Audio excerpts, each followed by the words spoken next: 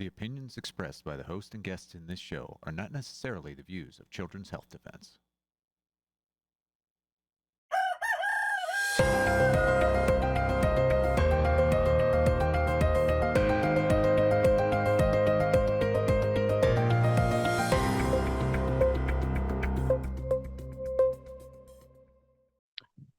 Good morning, America. Good morning, world. Good morning, CHD. Welcome once again. My name is Michael Kane. I'm the Director of Advocacy at Children's Health Defense.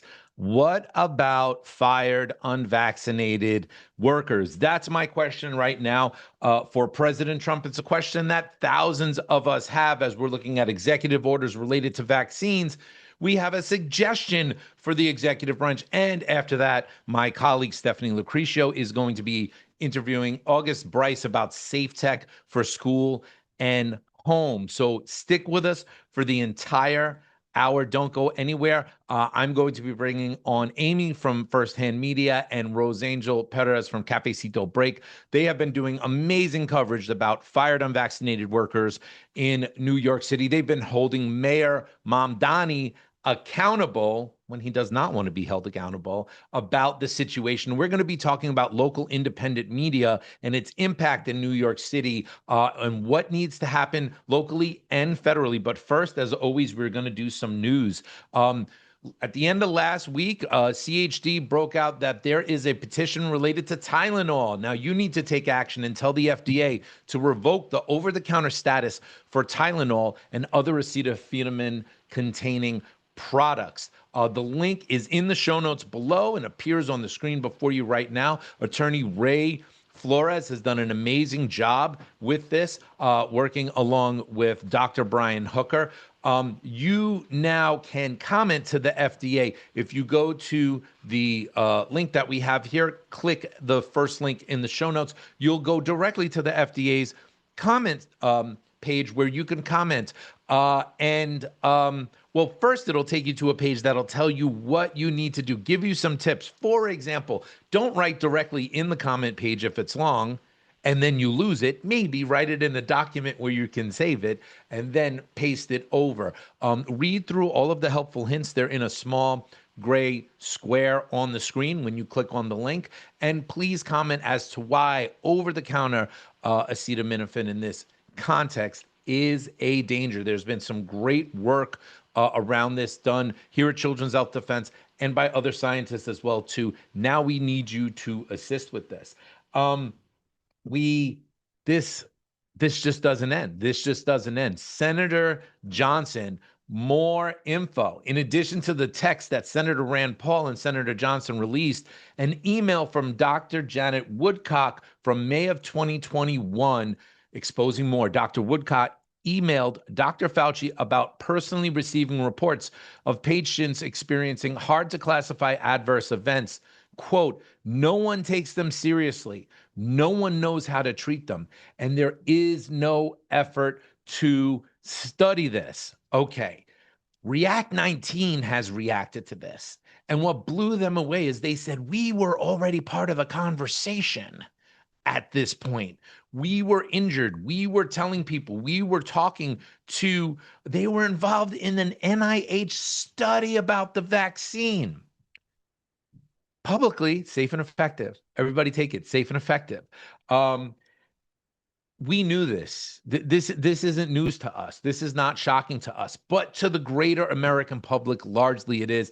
Thank you so much to Senator Johnson, Senator Rand Paul, Secretary Kennedy, who is the one allowing for the release of this material. Don't forget that. That's a big part of what he's doing and what we have happening right now. Now, as we kind of shift into what the first segment is going to be, what about fired unvaccinated workers?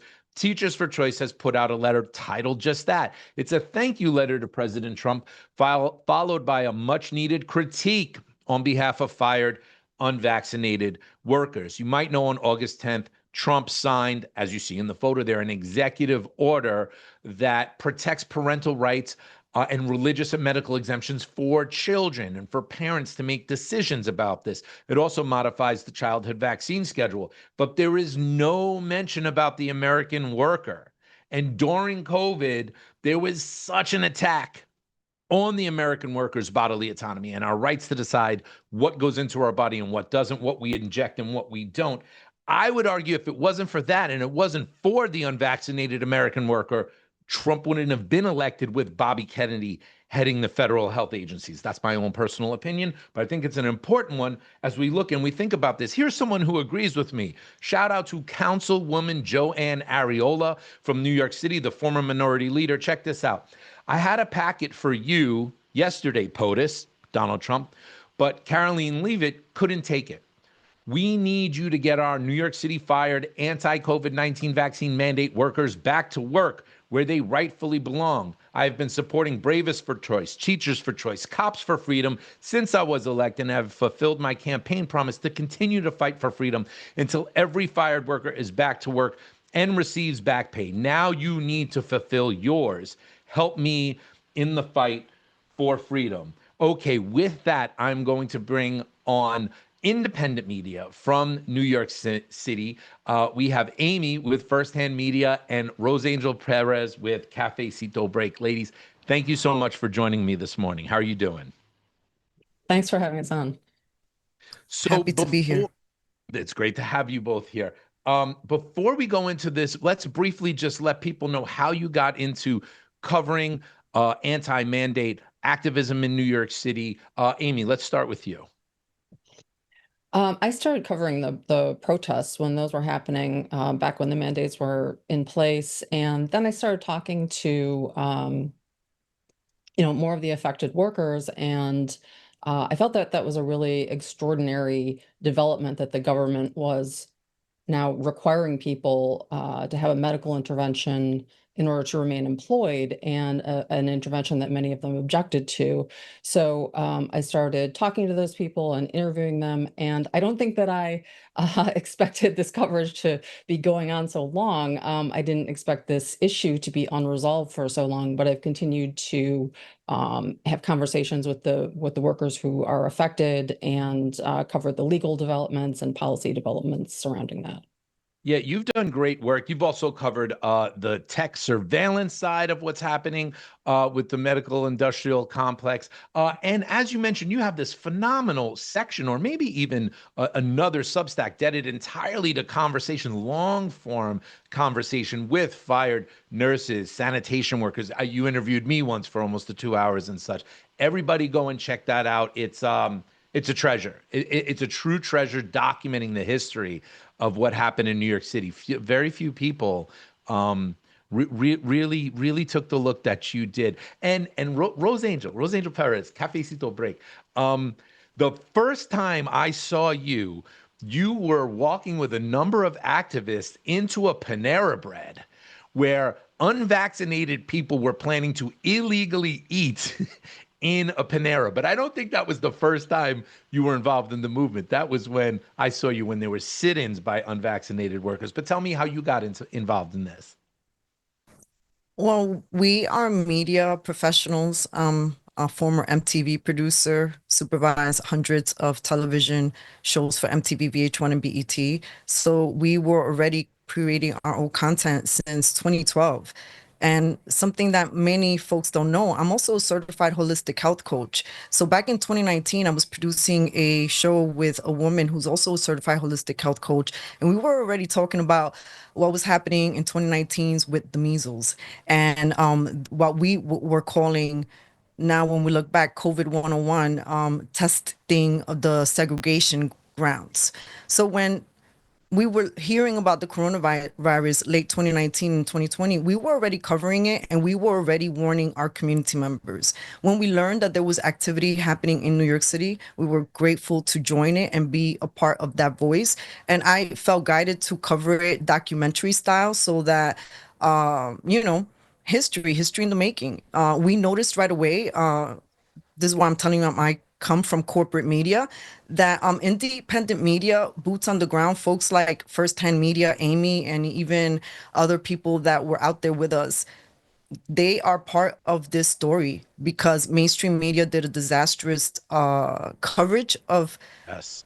of this. For example, like those pictures that you showed, there were thousands and thousands, and even like, I don't know, 20 to 30, 50,000, depending on who you listen, of people who marched on the bridge, of folks who came out in solidarity. And there was barely any mainstream press coverage. And if they covered it, they made they almost made slanderous comments towards us, or they would make the crowd look very tiny, just like 100 people showed up. And we knew that was BS. And folks like myself and Aimee, we know that this is one of the greatest crimes of our lifetime. And we're not going to stop talking about what happened to the unvaccinated here in New York City, the plight of the city workers. And we absolutely agree with you, Michael. I really truly believe that if it wasn't for grassroots MAHA, what became the MAHA movement later, there would not have been a President Trump presidency, a presidency with President Trump. Like, we were the driving force. And to be at the epicenter of New York City once again, where all eyes on New York City, and we continue to be ignored. And so folks like us, we're going to continue advocating for this and the injustices, not just of the city workers, but anyone who's on the front lines, like gig employees and small business folks that lost their businesses in droves due to the insane, tyrannical leadership in New York City. Yeah, thank you. Thank you so much for that, Rosangel. One of the, we had tens of thousands in the streets. We had this huge activist movement in New York City, but it happened all across the country. It happened in Chicago. It happened in Los Angeles. It happened in Michigan. It happened in New Orleans. Oh my God, there I am, the first court date. Oh my God, in front of Judge Caproni. There's Sujata Gibson. People rallied in front of the court there, fighting for our jobs back. One of the things that's happened a little more recently after the election of President Donald Trump, with Robert F. Kennedy Jr. heading the federal health agencies, is an open letter campaign. There was this letter campaign where we started with like 200, then 3, then 4. Now we have over 500 people. Aimee, you've helped document that at Firsthand Media. There is this tracker, open letter campaign calls for worker reinstatement and compensation. Now, one of the more recent ones I wrote a letter, really just myself, not bringing all 500 people on, saying there's an executive order that happened for parents and children dealing with vaccine mandates. We need the same thing for fired unvaccinated workers. That exact same structure that directs DOJ to sue cities and municipalities that have fired workers over the COVID chat and have not reinstated them. Aimee, you've followed a lot of these letters and stuff. Why don't you just give your comments about this? Well, I think I've followed the variety of ways that people have sought redress. The lawsuits that were filed against the mandate, many of which are still ongoing.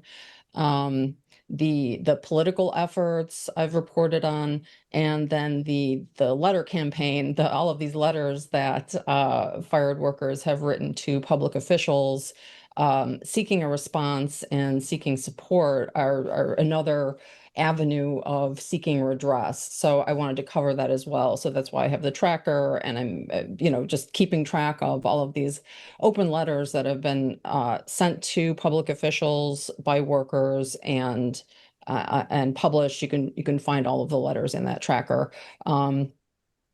Generally, they have not received a response. The most recent one that New York Workers for Choice sent was to Mayor Mamdani, requesting to meet with him. And as we were saying, Mamdani has emphasized that he is a mayor for all New Yorkers, that he will have a dialogue with people he disagrees with. And that he won't hide from New Yorkers, and he has not responded to their letter. He has not responded to any of the ways that they've tried to communicate with him.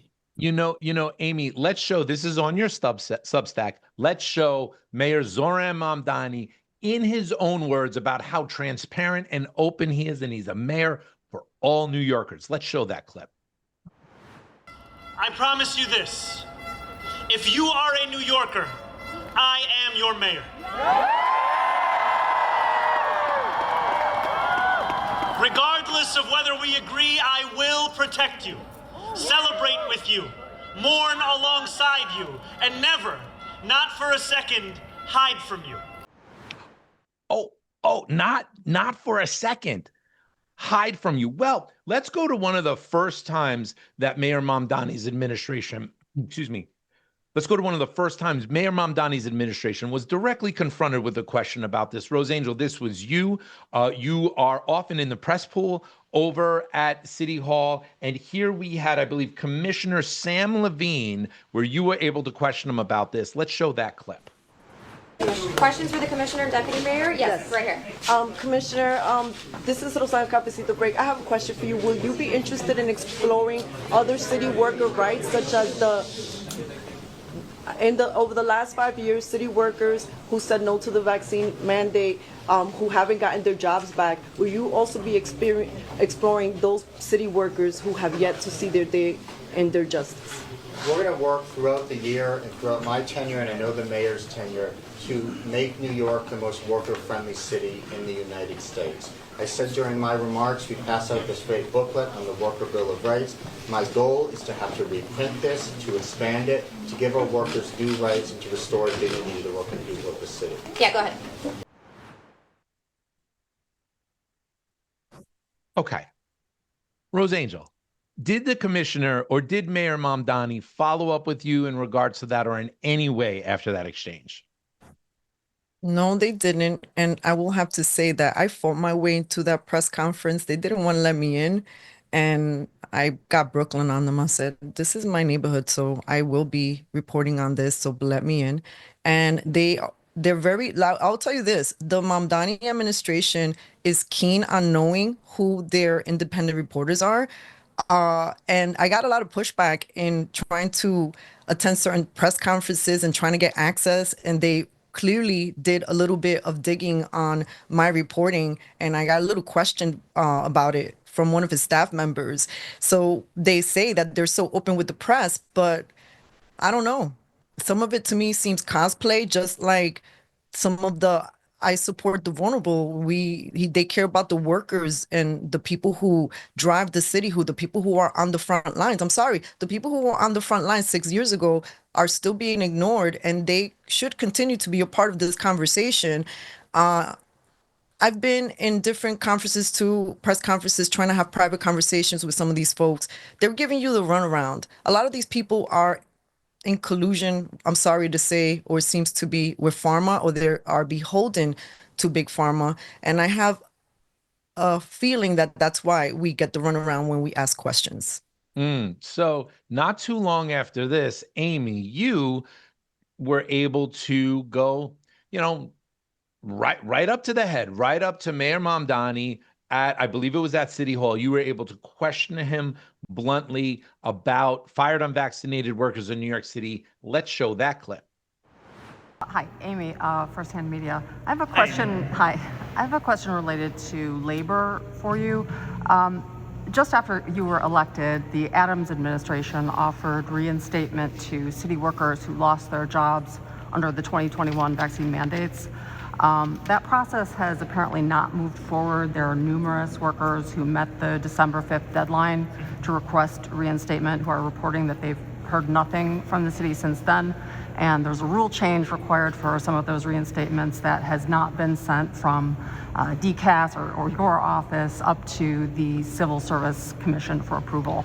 So my question for you is, will your administration, given your support for labor and workers, be expediting that process and letting those workers know when they can expect to move forward with reinstatements? And will you be expediting the rule change being sent to the Civil Service Commission for approval? I appreciate you flagging this issue. This is something that we'll follow up on. All right, we've got time for probably one more. Go ahead. Now, that was such a thorough question. And we're not getting into all the details here, but as you said, former Mayor Eric Adams opened a window for reinstatement. People had to meet a December 5th deadline. Thousands of us met that deadline. And then when Zohran Mamdani came in, the whole process just dropped. And his response to you was, thank you for flagging it. We'll be looking into this. Aimee, has there been any follow-up from Zohran Mamdani or his administration about what you presented to him there?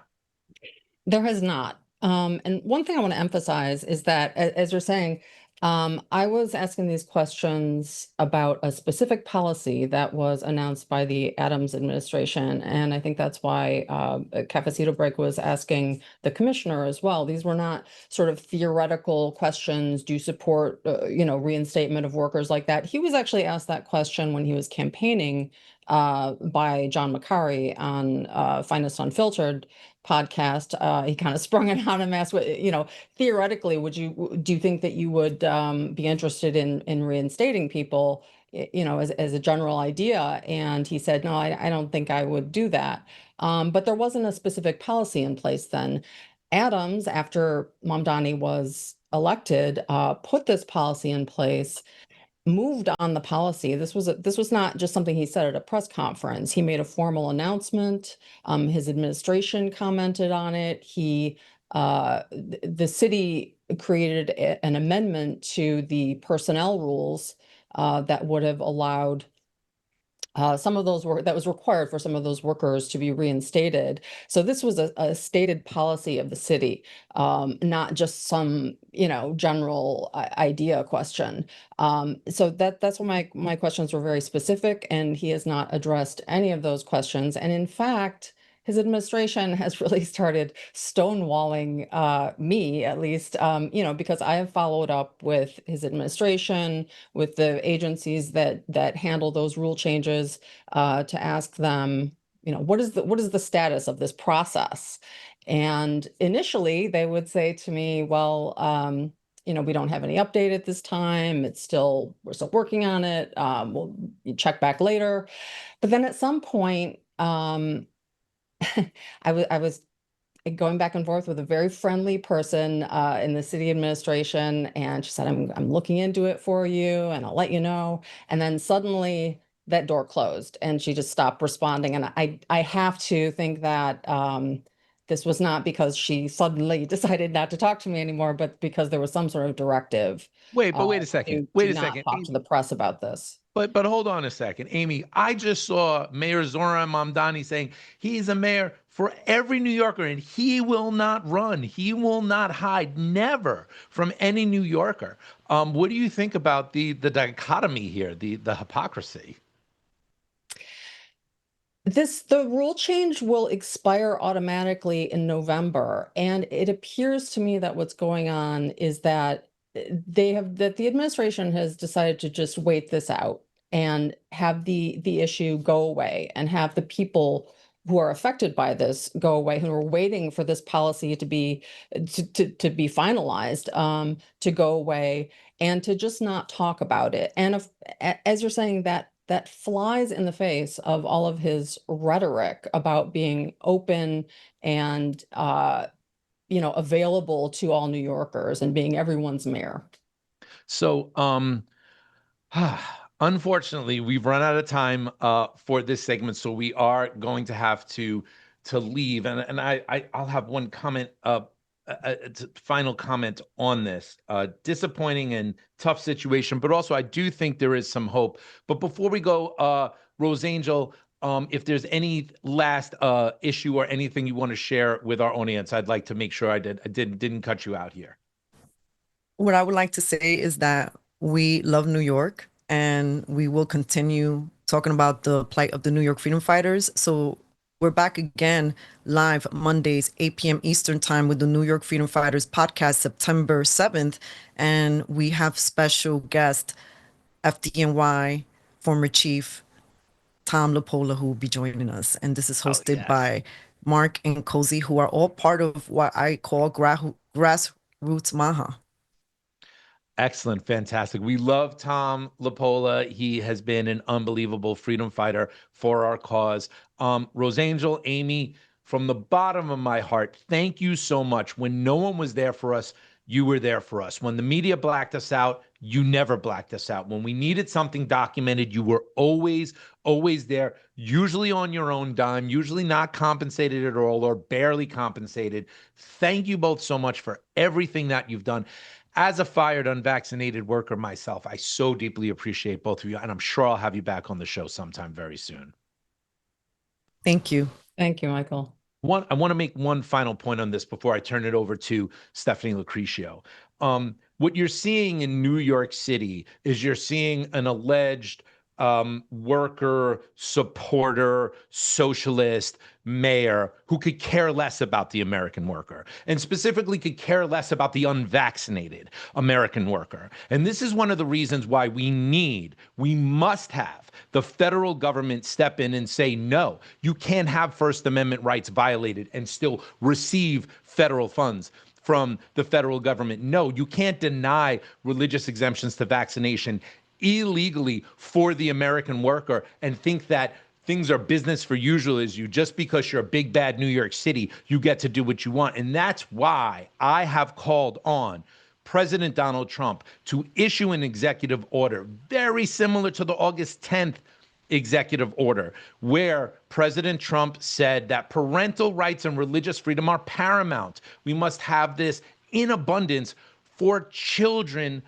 American children, and vaccine mandates. We need the same for the American worker, for the unvaccinated American worker. The unvaccinated American worker helped to carry a movement on our backs through COVID, to the point I remember Bobby Kennedy, October 2021, in the streets of New York City with us, fighting for us, speaking out for us, something we've never forgotten, something we've always loved him for and continue to love him for to this day. But these people right now, as we're looking at the midterm election, they're deflated. Their energy is gone. They feel tossed out and thrown away and uncared for. So think about that. Everybody think about that. And President Donald Trump, thank you so much for the executive order that you issued on August 10th. It was historic. It was amazing. The unvaccinated American worker needs you now as well, too. Thank you all so much. Don't go anywhere. And now I want to turn it over to my friend and colleague, Stephanie Lucretia, to talk about safe tech in schools and at home.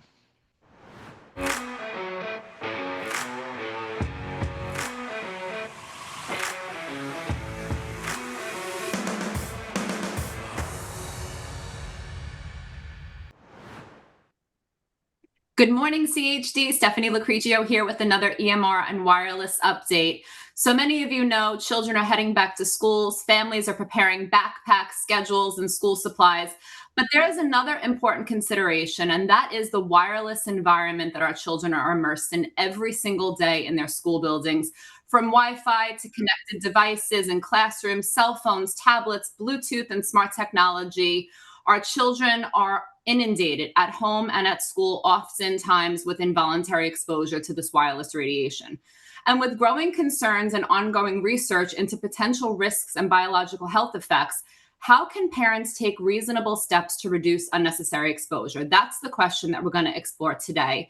And we're talking with August Brice of Tech Wellness about the risks of wireless technology and practical ways that families can lower the exposure inside of schools and at home. So I'm so excited to have August on this morning. Thank you so much for being here. Good morning, Stephanie. It's great to be with you and CHD. I love what you're doing. Keep going. Keep going. Doing a great job. Can't stop, won't stop. You know how that goes. I get it. Yes. For the kids today, especially, right? Exactly. So let's talk about it, because I think that many people have just sort of gotten used to the fact that we've replaced backpacks with heavy textbooks with just one single device, and that everything is happening on those devices in school. So can you tell parents why they should be concerned about this transition? Lots of reasons. You know, we thought we gave this up after the pandemic. The kids went back to school, but the screen stayed. So there are many toxins associated with this. Let's start with the blue light. The blue screen light is pulsed light, and that's not good for us. It prevents our melatonin production. It can cause eye strain. Poor kids are sitting in front of that every day. There's also concerns with myopia. Now, this is a big one. Just in 2020, 34% of the population had myopia, and this is not reversible. It is preventable, but it's coming from more screen time, more near work. Basically, it happens whenever we're looking at something close on the screen, and that's what we're forcing kids to do at school. And then, of course, there's the EMF that you mentioned, which to me is the biggest risk. Very, very, very scary. Oxidative stress. That also has been linked to lack of melatonin production, messing with their circadian rhythms. And then, of course, there are the new privacy concerns. Your screen at school, your child's screen, is being tracked. 24 hours a day, every single time, whether they're at home on their school issued computer or they're at school. Huge privacy issues that we can talk about there. And then, of course, mental health concerns. We know that kids who use screens longer, more time throughout the day are subject to just less well-being. That's how it goes with screens. And so we're forcing them at school to use them, I don't know, 3, 4, sometimes I've heard even 5 hours a day on the screen. And then finally, learning outcomes. We know that more information is retained from reading a book than it is from looking at the screen and reading the same book. So those are all the concerns that we have for kids at school today. This is tough. In addition to them trying to become better students, better educated, better people. Yeah, I mean, the list goes on and on. It So does. I guess my question is, I think for many parents, you sort of get into a place where it's like, I can't really change it. You know, it's just the way that it is. I can't fight the system. I don't want to fight the system. I don't want to be that parent. What is the best way for parents to go about bringing up these concerns to their school administrators and teachers? And what are some practical ways to still? Well, first of all, I think it's, Yeah, go.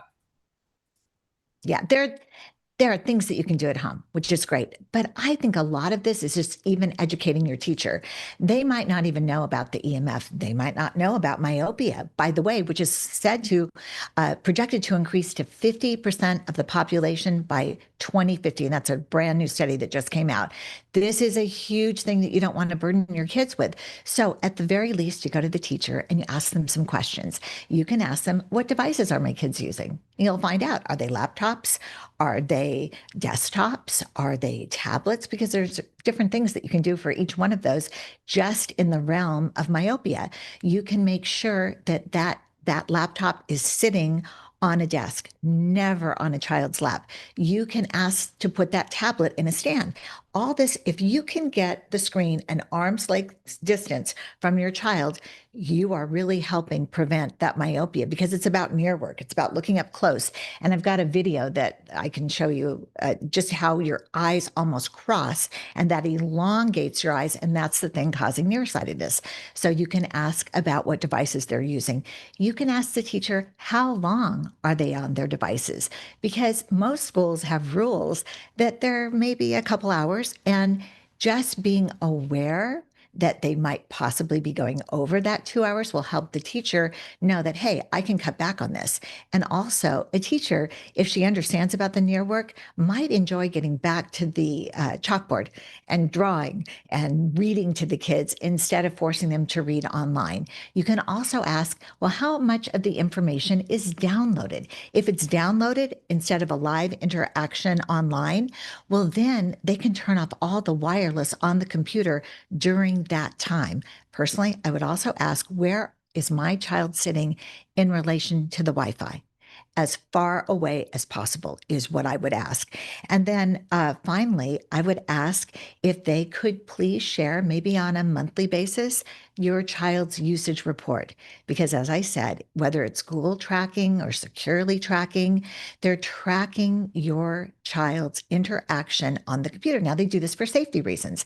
They want to make sure that if a child, and this has actually served its purpose a few times where a child might be talking about some suicidal ideation or some bullying or talking about another person in an unfriendly, unhelpful way. And then they notify the parents and everybody has a meeting. But that doesn't do anything for the 99% of the time. The interactions are really just between the computer and your child, so they think. Instead, it's being recorded all the time. A lot of time, it's even being searched by AI. So if a teacher knows that you're concerned, I think they're going to be a little bit more concerned. So that's what I would ask my teacher at my first meeting. And you feel free to go to the school board and ask them too. I think the more we talk about this, the more awareness there will be, and the more people think, well, yeah, that's right. Why are they tracked 100% of the time? Why do they need to have it right up to their face? Why don't we take more precautions and just make this a safer, more enjoyable environment for our kids? Absolutely. I mean, I think one of the things that people run into when they're having these conversations, and I know I've heard this, is that we're trying to keep up with what's happening in places like China and making sure that we're, using modern day devices to keep them on track. What are your thoughts when it comes to something like that? Well, my thoughts are I think China's ahead of us on this, by the way, because these problems are really magnified in Asia. So, and the research is too. So they're cutting back. They're cutting back and they're balancing screen time. They're making sure that when their students are having 20 minutes worth of school time, that then they take a break and they go outside, because we know the research shows us very clearly that the more time spent outside balancing screen time, the less nearsightedness, the more well-being, the happier the child. And I know, and you know, that every time they're away from those wireless devices, they're not being exposed to EMF, which we know at the very least is causing oxidative stress, linked to autism, linked to so many health issues. Thousands and thousands of studies have proven that EMF exposure is a risk to our children and worse for our kids because they're still developing. So I would say if we want to keep up, we really should get back to being well, because if we're sacrificing, being ahead on AI with our children, what are we sacrificing in terms of their health and well-being? That's what I would think about. Absolutely. And the school is only one of the places that they're exposed. I feel like children nowadays, I never forget this. My son was probably like 10 years old, and this is when Fortnite came out. And I had one of his friends over, and he comes upstairs. He goes, I want to go home. I said, oh, what happened? You guys have, no, we want to play. I'm like, well, isn't that why you're here, to play? No, we want to play Fortnite, and we can't do that together. So I need to go home so I can get on my device and play with him. And that just sums up where we are as a country and, in this modern world nowadays, where kids would rather be sitting behind screens, quote, playing with their friends than be out in the street kicking a ball or, putting chalk in the street. So can you tell parents some advice for not only mitigating it inside of the schools, which obviously we've talked about some of the questions and conversations, Yes. but how you can do this at home? Because well, my friend does this, my friend has this, my friend has that. It's so difficult for parents nowadays. It's very common, and you nailed it. That's exactly what's happening. The number one thing that a parent can do, they can play with their own children. They can show them. Kids are modeling what their parents are doing. So if you want to get out and have fun, and who doesn't? Seriously, who's been down a slide lately? Really get out on the playground with them, watch them. Children are so encouraged when you're watching them at any age, whether they're playing soccer or whether they're playing on the swing set. So I really want to encourage parents to go on this screen journey with them and know that an hour a day after school, that's probably fine. If they want to go on social media a little time, that's probably fine, because they don't want them to be the odd man out. But when it comes to gaming, oh my goodness, gaming, we know, is the easiest way for a child to become addicted to their screen. And in fact, it's a diagnosis that's even, the World Health Organization has given a diagnostic code. So that means that insurance will cover gaming addiction. That's the only addiction online that's covered right now. And so please, parents, be very, very careful of your child's gaming. And I always ask them to ask their kids, well, what could you have been doing while you were spending that 2 hours on the game? What else could we have done that might have been, whether it's like volunteering for something or maybe doing their homework, download their homework whenever you can. And I know I'm skipping to another subject, but anyway, yes, go along with them, get them outside, think of fun things to do, and know that in the long run, they're going to be healthier and more successful because you've made those choices. Don't expect them to make those choices. Amen to that. I love that. And talk about this downloading the homework. Can you explain why downloading is so important versus doing things while you're connected? Because I don't think a lot of people understand that distinction. I learned it in the last couple of years, and it's been game changing. Okay. So every time any of us are on our wireless device, we're connected to the internet, but most always, we have the option of downloading a book, downloading a movie, downloading even our text, so that we can turn off the wireless connectivity. So that means you can put your phone on airplane mode and make sure that your Bluetooth is off, make sure that your Wi-Fi is off, and even make sure that your cellular connection is off. And your phone will still give you all the information that you have downloaded. So you can listen to a podcast. If the child's reading a book, if there's a homework assignment, download it and then turn all things off. And best practices for this really is hardwiring. And when you hardwire, that means that your computer is off all the time from wireless connections. You can also make the monitor an accessory. So your child can be 2 feet away from the monitor and you don't have anything to worry about as far as myopia goes when you're 2 feet away. Let's do that for our kids. Let's just give them this great opportunity to have great vision their entire lives. I agree with that 100%. And I'm looking at your headset. Yes.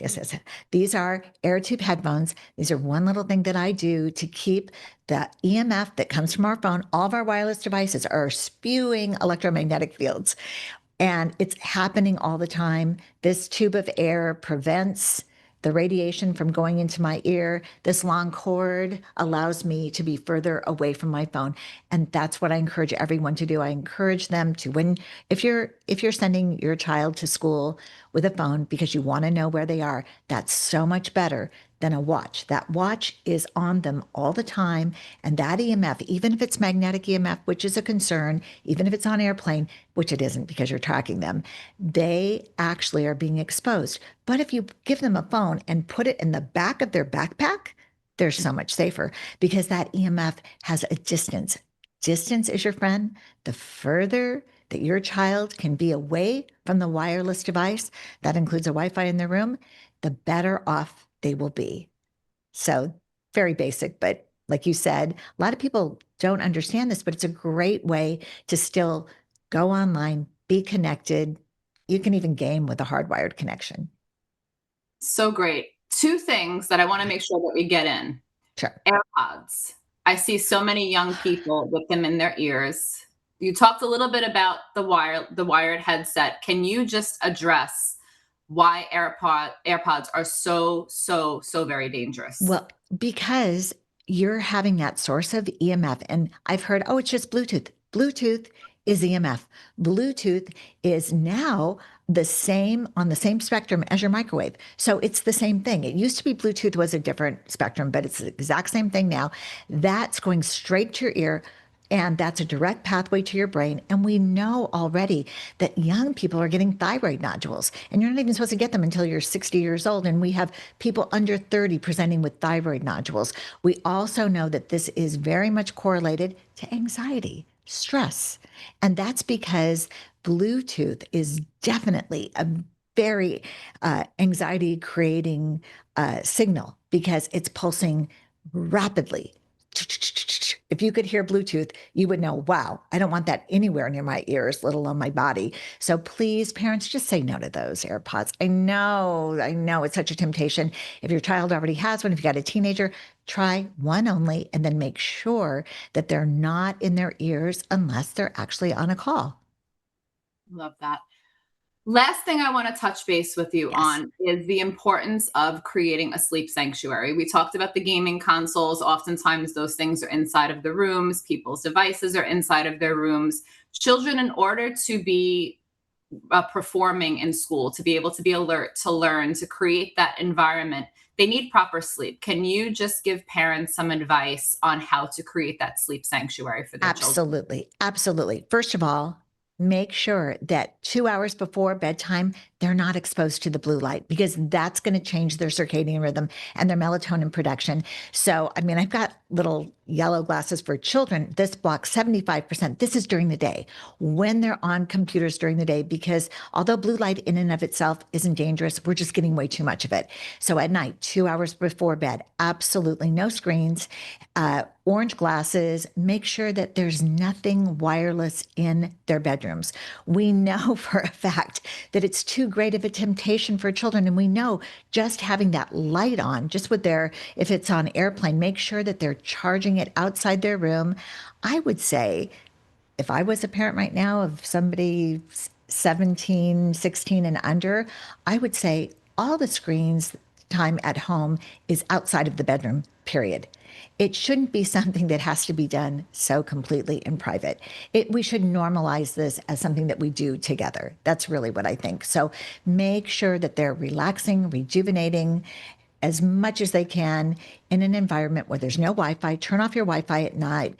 Best practices would be to sleep in an anti-radiation canopy. I mean, that's going over the top, but that's the most amazing, like camping sleep. Thank you so much, August, for being here, sharing all of your wisdom, and for everything that you do to educate parents, people, advocates, etc. Your work is incredible. So check her out. How can people find you and connect with you to get more information? I'm on techwellness.com, Tech Wellness on all of the socials, and I do have a special back to school guide that goes over all these things in detail, including the 22-minute rule that's so important for your kids' well-being. Perfect. Thank you so much. And we'll definitely have you come back and talk more about this topic. It's something that I think parents really need to put on their radar and do whatever they can to mitigate this exposure. It's so important for our children's health and well-being. So thank you so, so much. Thank you, Stephanie. Best wishes to you. Be well. You too. All right. So parents, as you get ready to send your children back to school, now is the time to take action, not just in your home, but in your schools and communities. Children deserve to learn in environments where their health and well-being is the top priority. I encourage every parent to visit Children's Health Defense Back to School resources. It's right there, the Back to School Toolkit. It's on our homepage, on our website. You could see it there. And you can use these tools to educate yourself and your family, and most importantly, to bring these conversations into your child's school, your friend groups, your communities, to start it going a little bit more. Talk with your teachers, your administrators, your school boards, and other parents about practical steps that can reduce unnecessary wireless exposure and create healthier learning environments. Don't just pack the backpack. Help shape the environment your child spends their day in. Check out our back to school resources, share, and please feel free to reach out to us with any questions. We're always here to support you on this journey. Thank you so very much for tuning in, and we'll see you back soon. Have a great day. The power we have is the truth. This is the nation's leading conference. It's so empowering to be joining together and working for our children. Coming to CHD was the best decision that I've made probably all year. It is a new day when senators and representatives want to associate themselves with Children's Health Defense. Why? We're telling the truth, and they know that. And because people are listening to us, and they know that. To me, health on a political level is the most important subject. We need to raise a healthy generation. We, the people, are waking up. We are taking back the system. The federal government's job is not to ensure the stable legal risk for vaccine manufacturers. Remember, we're a government of the people, by the people, and for the people. I can't say it any better. We can live to see a better day where people will be healthier and where government and corporations will be forced to be more responsible. You can't be a decent human being and know what we have now come to learn and turn your back on it and close your eyes.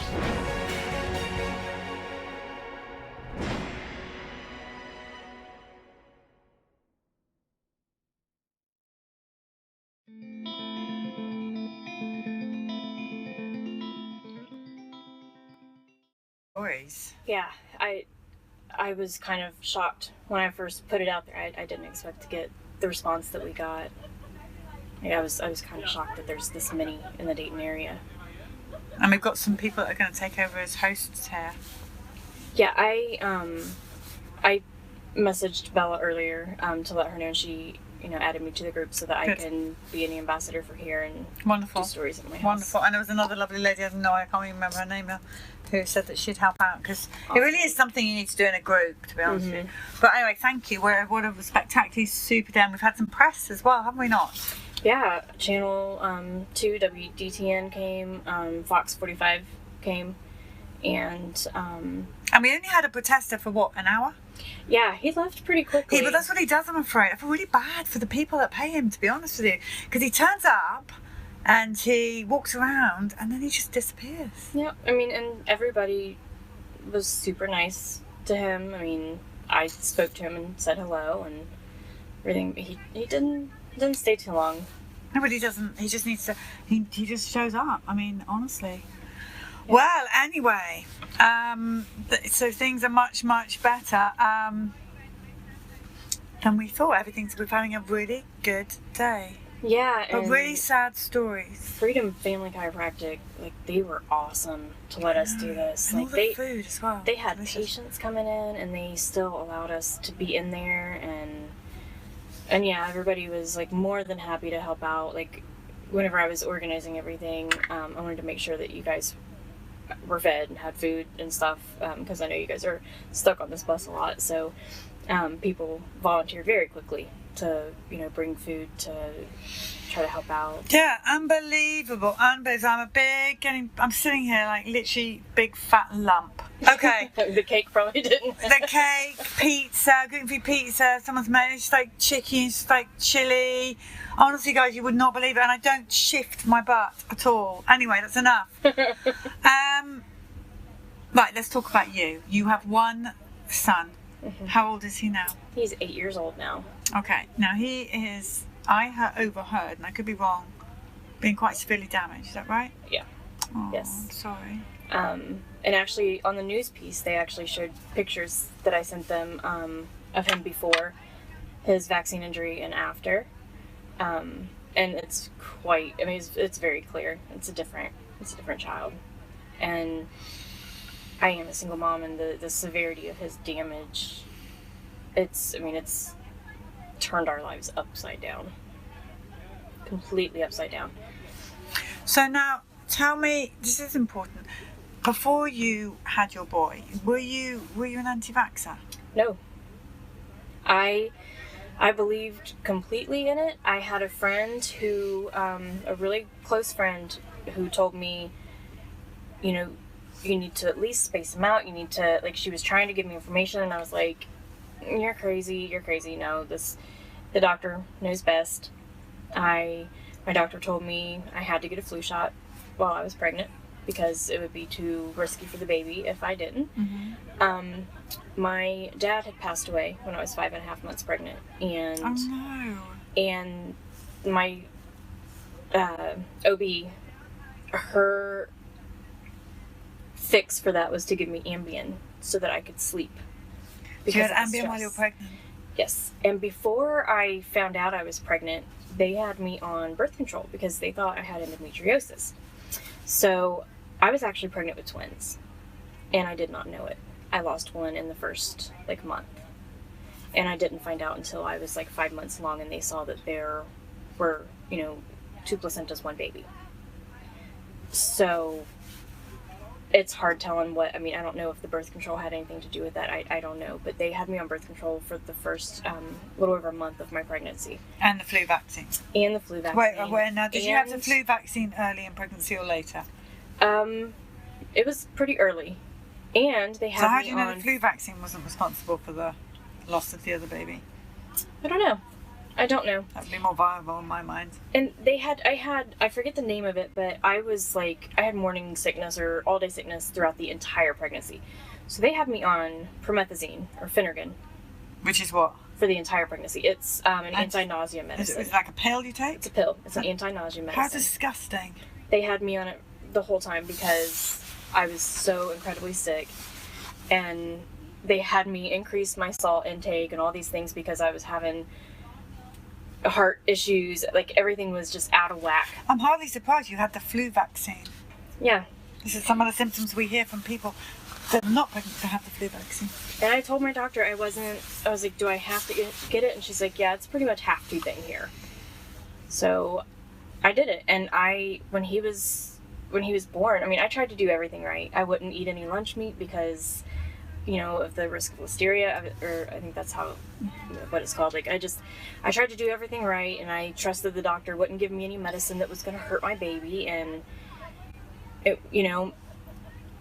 when he was born, I didn't question circumcision, which I should have. I went ahead and said, okay. They did the eye stuff. I didn't think anything about it. All of it. The vitamin K shot, the Hep B. I as soon as he was born, they gave me the whoop and cough vaccine.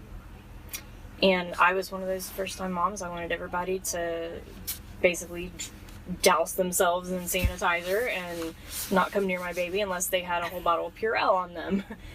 And that just... Did you make your family have the DTaP or Tdap? No, I didn't. Okay, that's one good thing. Yeah, I didn't. Everything was like really, I don't know, kind of out of whack at that time, and I left from where I was living very shortly after he was born, and kind of had to start over and find a new doctor and everything. And the medical records are just, when I look back at the medical records and all of his well checks, it's kind of disgusting. And you can see every time he was vaccinated, the amount of sicknesses just start piling up. He had chronic, like severe acid reflux and colic. He was put on Prevacid at like 6 weeks old. He was given, I can't remember how young he was when he first had antibiotics, but he had non-stop ear infections, upper respiratory infections, and he was sick all the time, all the way up until he was a year old when everything hit the fan. And I didn't think that it was okay to have kids on antibiotics that much in the first year. They kept telling me that it was okay. They kept, so I did what I thought I was supposed to do. So you did everything that you were told to do by the medical profession? Yes. And now you'll describe your son as he is today. What that means by doing everything you're told to do by the medical profession. He is, today he's 8 years old. He's, has to wear pull-ups to bed. He's not able to be potty trained overnight. It took till he was about 6 to get him out of diapers, period, during the day. We've had multiple stays in a child psychiatric hospital where I've had to stay with him because he gets so aggressive, and me being a single mom, it's very hard for me to physically handle him, to keep him from hurting himself and me. I get hurt quite a bit. I'm bruised quite a bit. I'm constantly trying to keep him from putting his head through a window or putting holes in the walls. He breaks things, pulls fire alarms at school, just like, he's just, and I can trace it back. I see when it all started, and it was that MMR when he was a year old.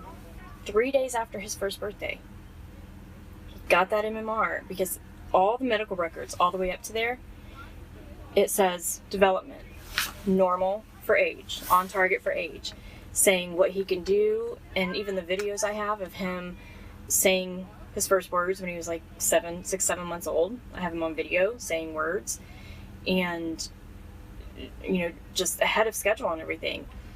And then on August 2nd that year, 3 days after his birthday, he got the MMR, the varicella, and Prevnar. It's just a graceful combination. And I didn't think anything of it. So that was August 2nd. By September 27th, I looked at the medical record for September 27th, and it says mother states behavioral problems. He's hitting himself when he gets mad. He broke the screen out of my big screen TV. He busted the screen out of TVs. He would play with electrical cords and try to chew on cords. And all these things that were leading up to the really big catastrophe. And when he got that MMR, he had been sick 2 weeks prior. He had been on antibiotics. So it had only been 2 weeks, and he was getting these massive amounts of injections, and he was still pretty sick. So it comes time for him to have a flu shot. The medical record states I took him in because he was having a cough and green-tinged nasal drainage, which everybody knows that's usually a sign that there's infection somewhere. They still gave him a flu shot. That very same day that I took him in because he was sick, they gave him a flu shot. A few weeks later, he's in the hospital for 2 nights because he couldn't breathe and they could not figure out why, and they couldn't get his breathing under control. Then when the 15-month shots come around that they do between 15 and 18 months, that's when everything just went way over the edge. That was the DTaP. I believe they gave him a flu booster, which was like only a month since he had the last one. So he had 3 flu shots in that 1 year. But when you got the DTaP and everything for the 15 and 18 month ones, the cry that came from him that time was different than anything I'd ever heard. And I even told the doctor, I was like, I've never heard him scream like that. I've never heard that sound. And it was the sound that like hurts your ears. That ear-piercing, shrill scream. And I had never heard that out of him. 15 minutes later, he's in the back seat, in his car seat. We're driving home. And I always kept a mirror so that I could see. He slumped over in the back seat of my car. And I didn't realize at the time that it was a seizure. He had a seizure. Because I had to jump back there and I was trying to even smack his face, get him to come to. And about a minute went by and he came to and he just had this look in his eye like he didn't know where he was. And he was gone after that. Yeah. Within a few weeks of that, he was toe walking, flapping his hands. He wouldn't look at us anymore, wouldn't respond to his name. And by 21 months old, he was diagnosed as severe low-functioning autism and hyperkinesis. And the doctor told me that she didn't think that he would ever progress to a point of being on his own. And, I mean, we're amazed that he's able to talk as much as he can right now, and he's not even, like, super verbal. I mean, he's verbal enough to be able to communicate with me most of the time. But the challenges are, I mean, it's hard to even go in public. What about his future?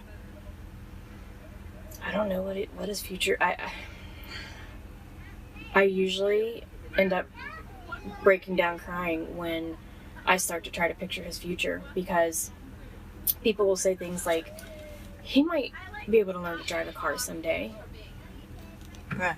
Or he might be able to, you know, work at one of those places where he can, you know, sweep the floors. You know, they employ those kind of people. Yeah, it's not that. Doesn't we help don't me. want our kids in that environment where they're bullied and they're vulnerable. Thank you. Yeah, I mean, I've already had to deal with hearing kids call him retarded and things like that, and he's got his own way. He likes what he likes, and I don't try to hinder that. Like, he wanted to be Snow White last year for Halloween. That was the first time he picked it himself. He knew what it was about. He wanted to be Snow White. I said, okay, you're going to be Snow White. You're going to be the best Snow White there ever was. And yeah, he got teased, but in a weird kind of way, he doesn't understand. When he's not cognitively able to understand when he's being picked on. I'm the one that sits back, and I get hurt when I see him being picked on and bullied. But I didn't want that stuff for his future. No. I wanted to have... He'll be fine, we'll look after him. I wanted to have grandkids. Now, do you think you're going to have other children? Me? Or are you just done? I actually, when I realized how severe he was and that I'm on my own, I went to my doctor and basically begged her, and I had an elective complete hysterectomy at the age of 29.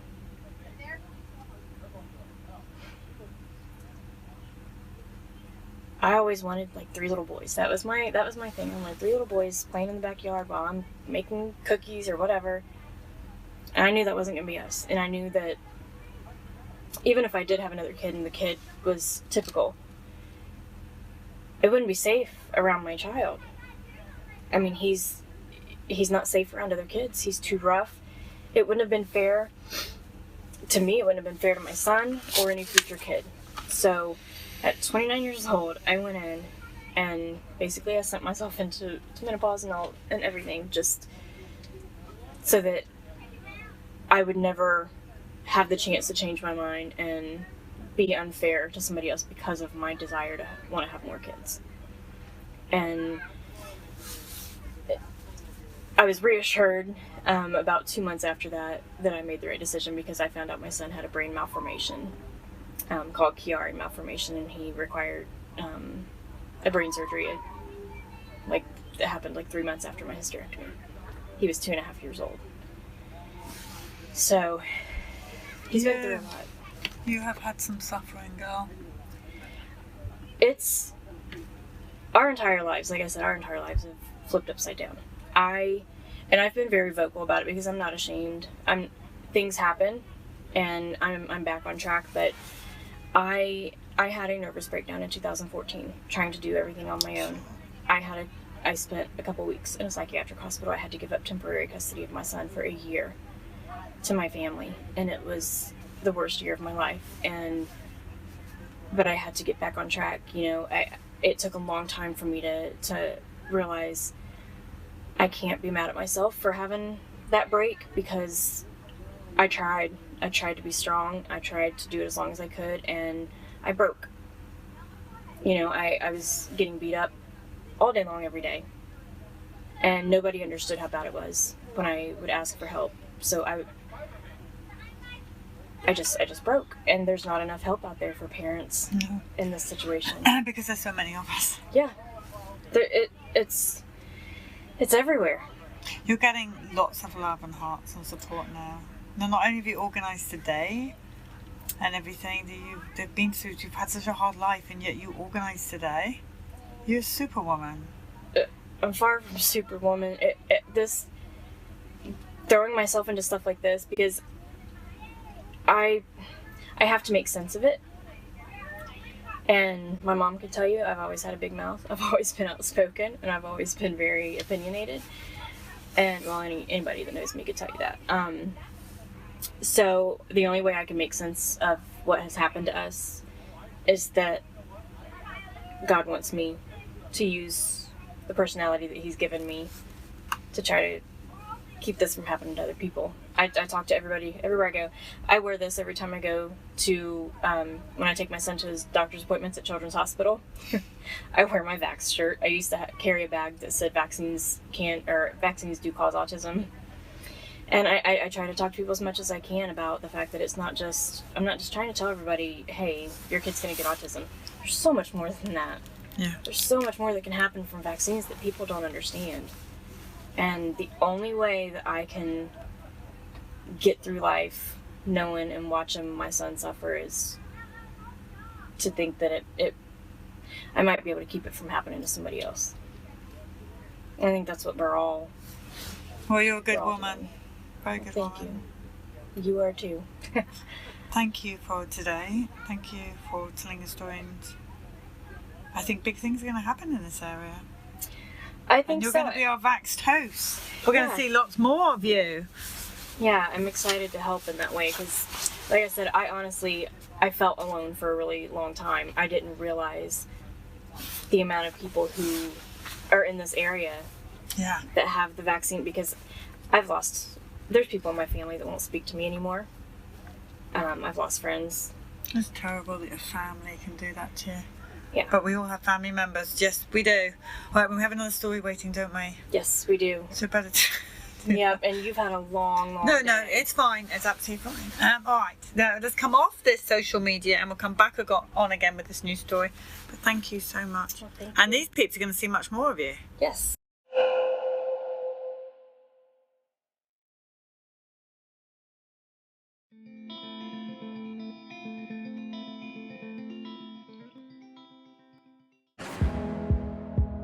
This and all CHD TV programming is made possible by generous support from viewers like you.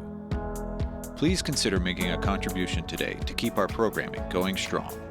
Thank you.